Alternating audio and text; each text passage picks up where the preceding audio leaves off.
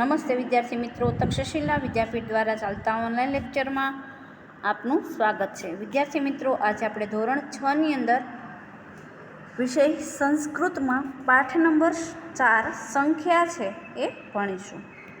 વિદ્યાર્થી, અત્યાર સુધી 1થી લઈને 5 ધોરણ સુધીની અંદર તમે 1થી 50 એકડા, 1થી 100 એકડા અને 1થી 1000 એકડા છે અંક છે એ શીખી ગયા છો, પણ તમે એ અંગ્રેજી અને ગુજરાતીમાં શીખ્યા છો. આજે આપણે અહીં સંસ્કૃતની અંદર સંખ્યા છે એ શીખશું. અહીંયા આપણને સંસ્કૃતમાં 1થી 12 અંક છે એ આપેલા છે. એ 1થી 12 અંક, એક અંકને સંસ્કૃતમાં કેવી રીતે વંચાય, કેવી રીતે લખાય એ આપણે ભણીશું. હવે છે આ પાઠની અંદર 1થી 12 સુધીના સંખ્યાવાચક શબ્દો નીચે પ્રમાણે આપવામાં આવ્યા છે. તો એકમ એટલે એક, એકમ એટલે એક. હવે બેને શું કહેવાય સંસ્કૃતમાં? દ્રે, દ્રે એટલે બે. હવે ત્રણને શું કહેવાય? તો ત્રણને કહેવાય ત્રીણી, ત્રીણી એટલે 3, ત્રીણી એટલે 3.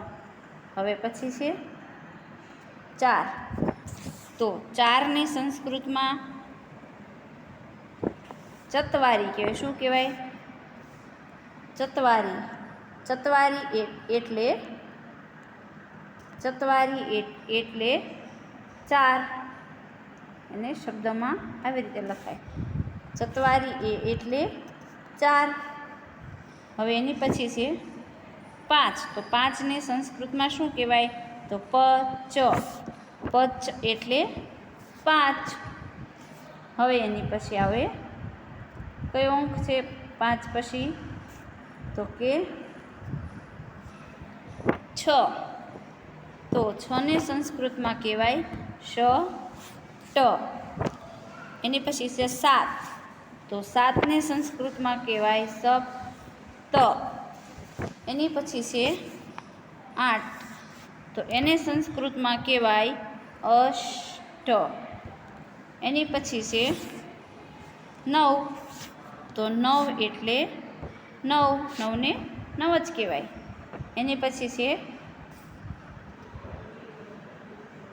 9 પછી છે 10. તો એને 10 કહેવાય. એની પછી છે 11, બે એકડા 11, એને કહેવાય એકાદશ એટલે 11. 1 10 ને 1, 11 10 એકા એટલે એકાદશ એટલે 11. હવે એની પછી નીચે છે એને કહેવાય 12.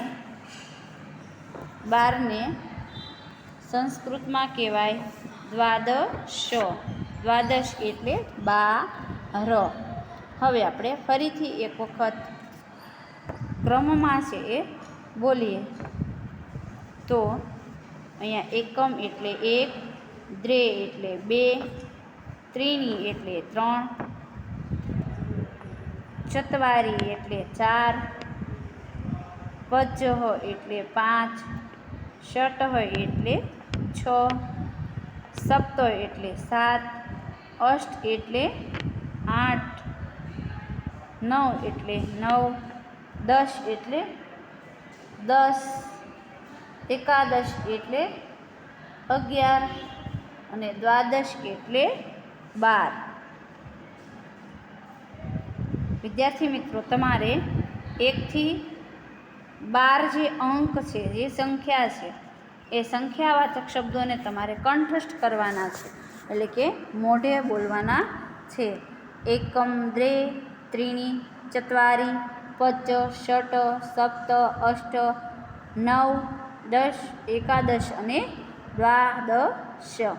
એની સાથે આપેલા જે ચિત્રો છે એ પણ તમારે કરવાના છે. અને 1થી 12 અંક છે, એકવાર રફ નોટ અને એકવાર પાકી નોટની અંદર છે લખવાના છે. હવે આપણે એમનો સ્વાધ્યાય છે એ જોઈએ.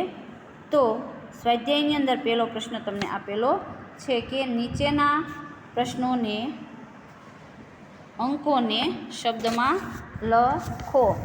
તો પહેલો છે, અહીંયા હું એક એક અંકને શબ્દમાં લખું છું. મારી સાથે તમારે લખતું જવાનું છે. અને પછી જો કંઈ ન સમજાય તો ફરીથી કહેવાની તમને છૂટ છે. આપણે એક એક લખીએ છીએ જેથી કરીને તમારે નોટની અંદર લખવામાં સરળતા રહે. આને કહેવાય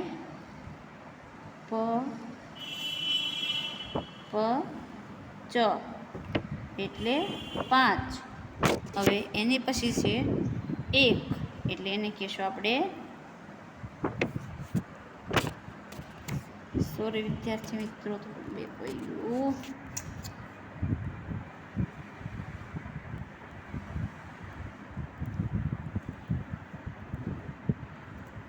નેટ પ્રોબ્લેમ છે એટલે થોડુંક આપણે બેક છે એ વહી ગયું, પરંતુ હવે ફરીથી છે એ જોડાઈ રહ્યું છે.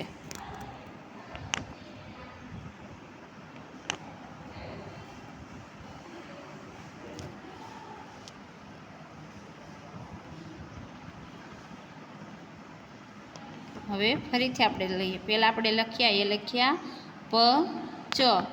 પછી હવે એની પછી આવશે એકમ એટલે શું આવશે? એક.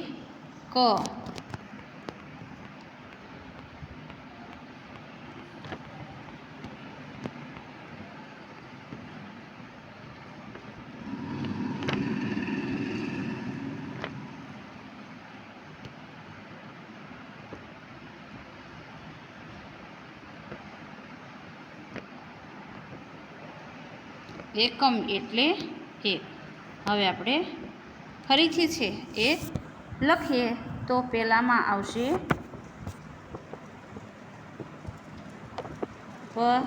ચ.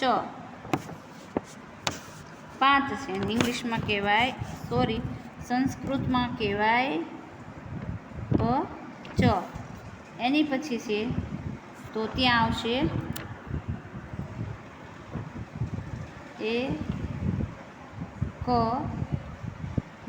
એકમ એટલે 1. એની પછી છે 7 તો એને કહેવાય સપ્ત. સપ્ત એટલે 7. હવે એની પછી જે છે એને કહેવાય, હું અહીંયા લખું છું, તમારે એની સામે લખવાનું છે, એકાદશ એટલે 11. એકાદશ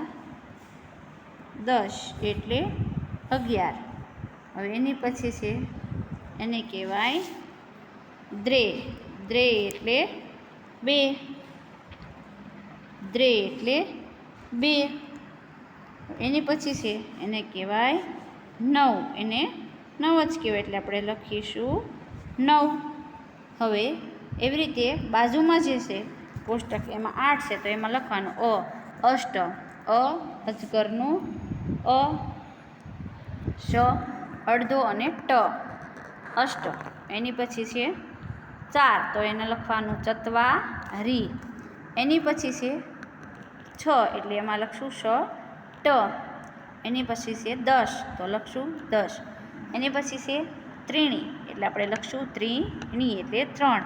અને એની પછી છે 12 એટલે દ્વાદશ એટલે 12. હવે વિદ્યાર્થી મિત્રો તમને એમ કહ્યું છે કે નીચેના જોડકા જોડો. અહીંયા તમને અંક અને શબ્દ બંનેમાં એકડા આપેલા છે, એને તમારે જોડવાના છે.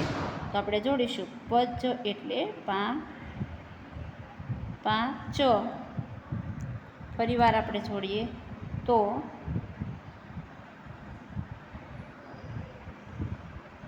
પચ એટલે 5. અષ્ટ એટલે 8. દ્વાદશ એટલે 12. ચત્વારી એટલે 4 અને 9 એટલે 9. હવે તમારે પણ આ જોડકા છે એ જોડાઈ ગયા હશે. હવે એની પછીનો પ્રશ્ન છે આપણને આપેલો છે તો તો એમાં આપેલું છે કે નીચે આપેલા શબ્દોને અંકમાં લખો. તો નીચે જે શબ્દો આપેલા છે એને આપણે અંકમાં લખવાના છે. એમાં પહેલું આપેલું છે એકાદશ. એકાદશ એટલે આપણે એને લખવાનું છે પેલામાં 11. એની પછી બીજું આપેલું છે 9. એની પછી કઈ સંખ્યા આપેલી છે? તો એની પછી આપેલી છે ષટ. તો ષટ એટલે શું થશે? તો કે ષટ એટલે થશે 6. હવે એની પછી છે કઈ સંખ્યા આપેલી છે?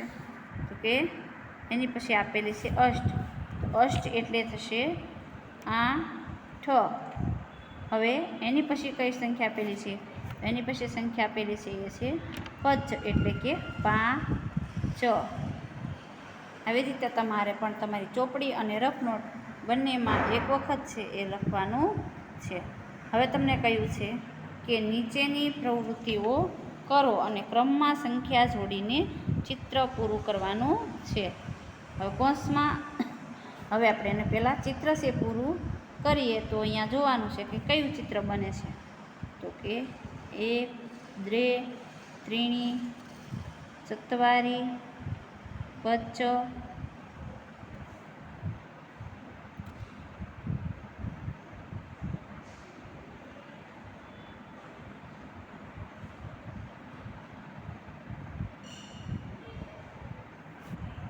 તો અહીંયા આપણને સરસ મજાની માછલીનું ચિત્ર છે એ જોવા મળ્યું. હવે આપણે આગળ તમને કહ્યું છે કે કૌંસમાં આપેલી સંખ્યાને શબ્દ ચોરસમાંથી શોધી તેની ફરતે ગોળ કરો અથવા તો લીટી દોરો. ઉદાહરણ 1 આપેલું છે અષ્ટ. એની જેવા આપણે ગોતવાના છે. તો સૌથી પહેલાં આપણે શોધીએ તો કે દ્વાદશ. તો અહીંયા દ્વાદશ ક્યાં છે? દ્વાદશ એટલે શું થશે? તો કે 12. તો એ દ્વાદશ અહીંયા છે. દ્વાદશ એટલે શું થશે? 12.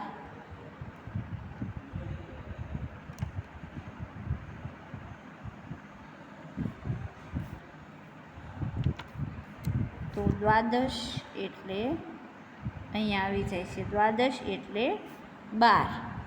હવે એની પછીનો અંક છે એ કયો છે? તો કે એ અંક છે એ છે એ શબ્દ છે એ છે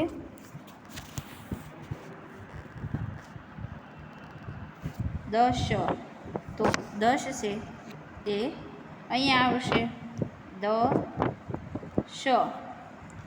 હવે એની પછી છે એ ચત્વારી. તો ચત્વારી એટલે અહીંયા છે આવશે ચત્વારી. હવે એની પછી છે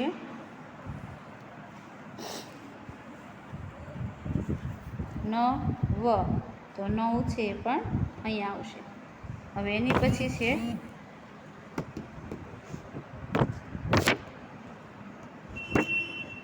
સપ્ત એટલે અહીંયા આવશે. એની પછી ત્રેય અહીંયા આવશે. એની પછી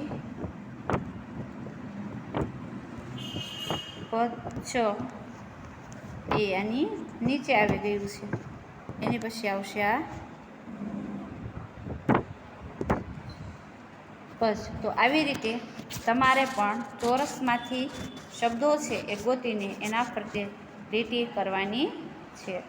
વિદ્યાર્થી મિત્રો, આજનો લેક્ચર છે અહીંયા પૂર્ણ થાય છે. તમારે આજે કરાવેલું એકવાર રફ નોટ અને ફેર નોટની અંદર એટલે કે પાકી બુકની અંદર લખવાનું છે.